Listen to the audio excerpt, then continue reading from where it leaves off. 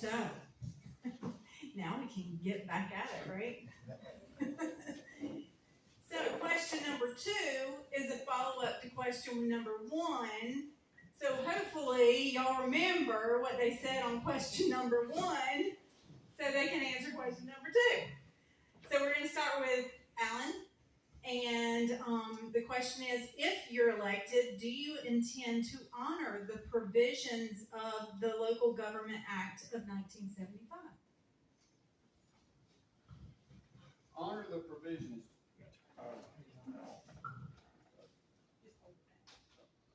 Honor the provisions. I don't see how you don't. Like I said before, there needs to be some change in there to keep up with the times. I'd like to look into making those changes at the state level, if that's possible. If we can get enough people to agree on that, that'd be a miracle. But, you know, like I say, things change, communities change. I've been here for 50 years. I have seen this place change over and over and over. And with change, we need to adapt to that.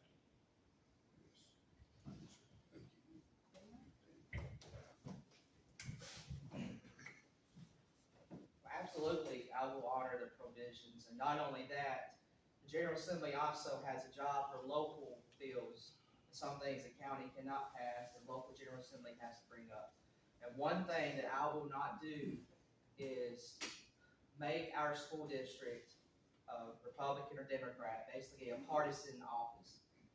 I have noticed, especially in Lexington County and maybe Jasper, there's a push to get partisan politics involved in our education system. I will tell you now, I do not believe partisan politics are supposed to be in our education system. And as a representative of the General Assembly, I will not even bring a bill like that to the House floor. So absolutely, I follow what's in the provision right now.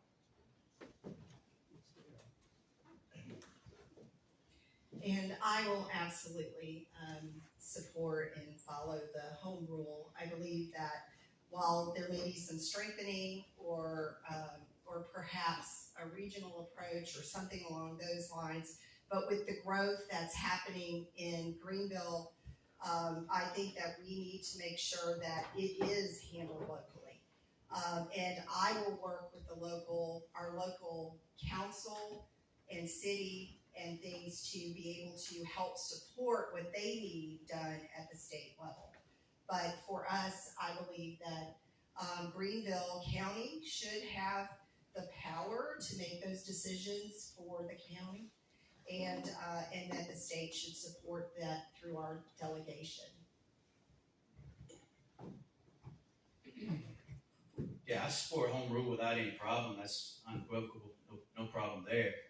But I do believe there's a system of checks and balances and accountability in place. And so if there does come to be a decision over constitutionality of any act or any law or anything, then that has to be meted out by the courts. And so, you know, I'm not going to sit here and say that I wouldn't support a challenge on something if it was deemed to be unconstitutional. But I absolutely believe the county and the city should have home rule and the ability to govern themselves. So no problem. 100% I'd support it. Look, beyond supporting it, I would support the counties and the cities as well as a state representative. I think it's very important. Unfortunately, I've heard from a lot of folks that have said in other areas that I don't even know who my state rep is. That's disheartening. State representatives need to be present, whether it's at county government, city governments, or with the voters. I would 100% support counties and cities maintaining their ability to rule themselves, as the South Carolina Supreme Court gave them, right? To my opponent's point, there's means in there to keep them in check. There's ways to keep them in check through lawsuits because of the stipulations that are set with counties and cities and the ways that they can govern themselves. Those are the ways that we can make sure that things aren't getting out of control. But look, we don't want the federal government telling the states what to do. Why should the state be able to tell a town or a county how they can rule themselves. That's why local politics is so important. Good night, everybody. So I want you all to remember tonight what we all said. We all agreed to follow the provision to stay out of local politics. We all agreed, but that didn't happen 2 years ago. You can all look it up, a lawsuit that's been filed on the Greenville County. Just look it up. Now, we all agreed that we'll stay out of city politics, but some of us did not. Some of the members in the Greenville County delegation from Columbia did not stay out of what the law clearly says. So look it up.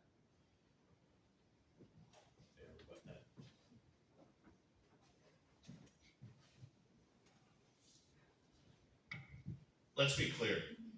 If something has gone awry, again, there's provisions to file lawsuits. As a representative, we have to do what you all want us to do. And I think in the case that Daniel was talking about, there was a lot of uproar. That's why the lawsuit was filed. There were some things that happened at the county that was questionable. I don't know the answers of right or wrong with it, but that's the reason the lawsuit was filed.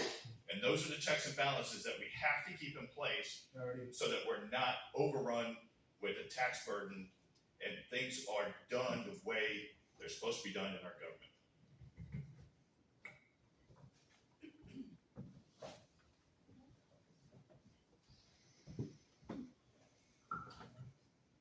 Okay, question number 3. There was a bill killed in committee regarding insurance coverage for survivors of public safety officers killed in the line of duty. What specifically would you do, if anything, regarding this topic? So if I'm not mistaken, I believe that was Representative Trantham bill that got pulled out. And I spoke to a few fire chiefs that's really concerned about that. And I'm definitely for it. I support it. But unfortunately, as Ms. Trantham has found out, that relationships matter in politics, especially in Columbia. Unfortunately, at the disposal of us. You need to build good relationships with people that's been there for decades. Unfortunately, there's nothing that we can do in this room to stop that. They're representatives of their respective districts. But you also got to build relationships to get that legislation passed. And unfortunately, we're back at step 1 with this. But I'm 100% supported. It was a good bill that Ms. Trantham wrote, and I will definitely support that going forward if elected.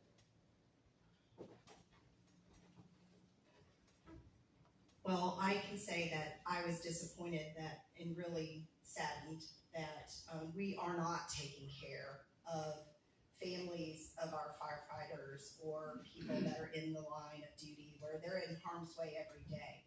But that's a great example of how it is so important that we build relationships with other legislators. We cannot, not any of us, whoever wins this seat, which I hope it's me, but none of us can make law without others and coming along. It's about building relationships and being able to get things done for people. And just being able to get in there and work hard and make sure that you do build those relationships so that when things like this come up, people want to stand with you and work with you to get things done for the people. We've seen it several times. We saw it last week. There were a lot of people, vulnerable people in this state were the biggest losers last week on several bills that happened. And that upsets me, that people are willing to, take their ball and go home and not stay in it and to fight for the people that are suffering every day and the families of these firefighters or law enforcement that have had to endure what they've endured because that failed. That's wrong.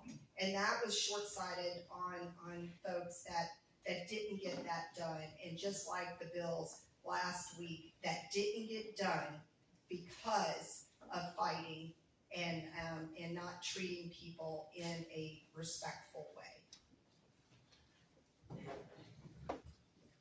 Let's make no mistake, that bill got held up by the Rhino Establishment Uniparty crew in Columbia.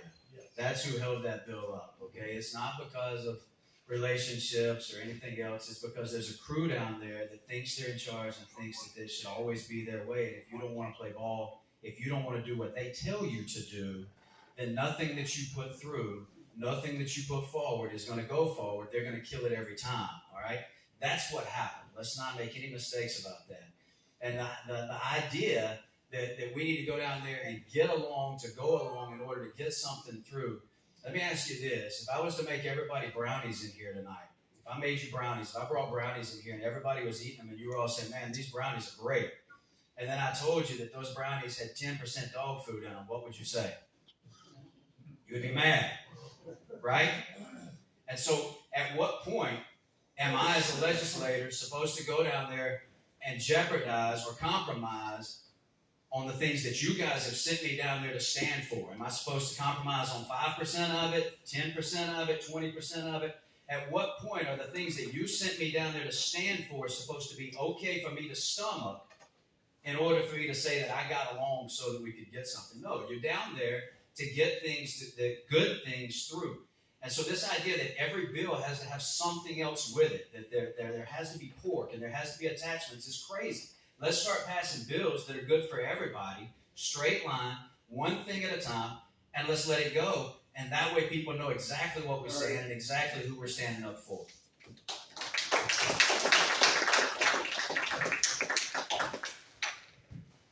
That's all great, but this bill's dead.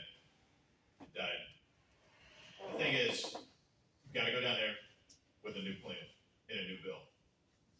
Representative Trantham, thank you for putting that forward. I hate that it didn't go through. And the reason that I hate that it didn't go through is my son is a firefighter in Pelham Batesville Fire Department. My son is married and they're about to have a child any day this week. Something happens to him in the line of duty. By the end of the month, his insurance coverage is gone. Just like you were to leave a job, your insurance coverage is gone. But this young man would have sacrificed his life for us. The family sacrifices every single day that he leaves and goes to work for his shift.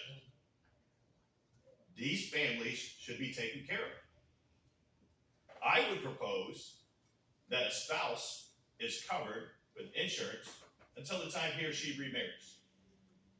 I would also propose that if they have children, that they would have coverage until they age out of insurance. Today it's 26 years old. Listen, folks, we have a $1.8 billion chunk of money that was found. I understand that it costs money to cover the insurance of these families. But isn't that what we should do to help those people that sacrifice so much for all of us? Common sense, folks.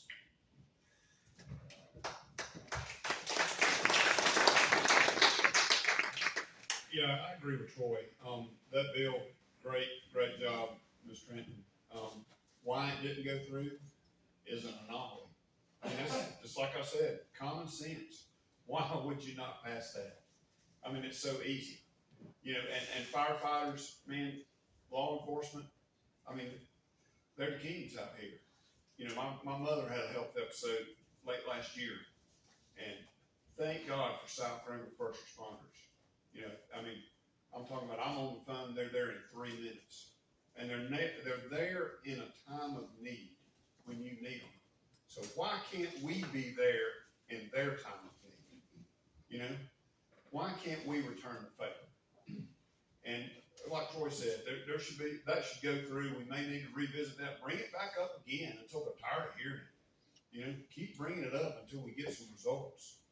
And, you know, we can work on relationships or whatever, or take a hard line on it, but that is one bill that should have passed unanimously with no question, because those folks serve us. when we need them the most. So that's my thoughts on